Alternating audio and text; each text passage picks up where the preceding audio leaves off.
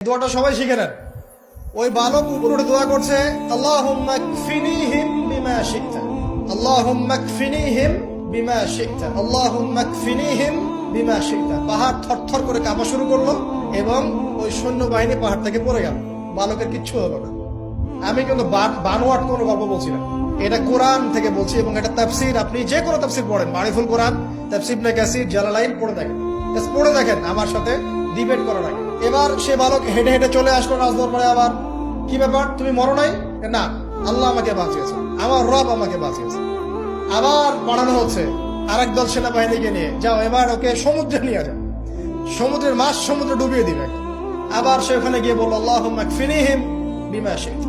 অর্থ হচ্ছে, হে আল্লাহ, আমার বিপক্ষে যারা আছে আপনি যা দিয়ে ইচ্ছা ওদের বিরুদ্ধে আমাকে সাহায্য করেন। অর্থটা হচ্ছে এমন, আল্লাহুম্মা কফিনিহিম বিমা শি'তা, আল্লাহ আপনি আমার জন্য যথেষ্ট হয়ে যান, ওদের বিরুদ্ধে আমার জন্য যথেষ্ট হয়ে যান, যা ইচ্ছা তাই দিয়ে আপনি হেফাজত করুন। ঠিক আছে, আল্লাহুম্মা কফিনিহিম বিমা শি'তা, ছোট্ট দোয়া। এবার ওই সমুদ্র উত্তাল হওয়া শুরু করলো এবং ওরা জাহাজ থেকে পড়ে গেল। এই বাচ্চা সেফলি আবার চলে আসলো রাজদরবারে। বিশ্বাস করছেন না? চলে আসলো।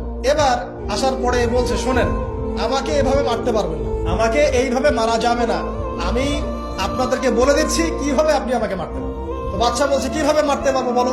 তখন সেই বাচ্চাটা বলছে যে আপনি সমস্ত এলাকার মানুষকে এক জায়গায় জড়ো করবেন, মানে পুরো নেশনের যত মানুষ সবাইকে একটা মাঠে নিয়ে আসবেন, মাঠের মাঝখানে একটা গাছ রোপণ করবেন বা একটা কিছু স্তম্ভ নির্মাণ করবেন, সেখানে আমাকে বেঁধে ফেলবেন। বেঁধে ফেলার পরে আমার এই ধনুক থেকে একটা তীর বের করবেন, তীর বের করে আপনি নিজ হাতে এই তীরটাকে নিশানা দিবেন, দিয়ে বলবেন বিসমিল্লাহ, আল্লাহর নামে, বিসমিল্লাহ, আল্লাহর নামে, বিসমিল্লাহি রব্বি হাযাল গোলাম বলে ছুড়বেন।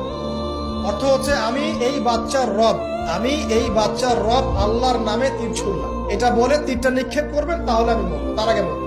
কথা কি বুঝতে পারছি? এবার তাই করা হলো, সমস্ত এলাকার মানুষকে এখানে জড়ো করা হলো। কথাটা ভালো করে বোঝেন, সমস্ত এলাকার মানুষ মানে কি? ওই এলাকার সব মানুষ, মানে মুমিন কাফের যে আছে সবগুলাকে একত্রিত করা। করার পরে বাচ্চাটাকে এভাবে একটা জায়গায় বেঁধে দেওয়া হয়েছে, খেজুর গাছে, তাফসীরে এসেছে খেজুর গাছে। এবার সে এখান থেকে তীর বের করে বাচ্চা বলছে বিসমিল্লাহি রব্বি হাযাল গোলাম, নিক্ষেপ করলো। তীরটা ঠিক, আল্লাহ পাকের দৃষ্টি দেখেন এত সূক্ষ্ম, ওইটাই বর্ণনা করেছেন। তীরটা ঠিক বাচ্চার এই জায়গায় লেগেছে, এই যে মাথার এখান থেকে লেগে এদিকে বের হয়ে গেছে।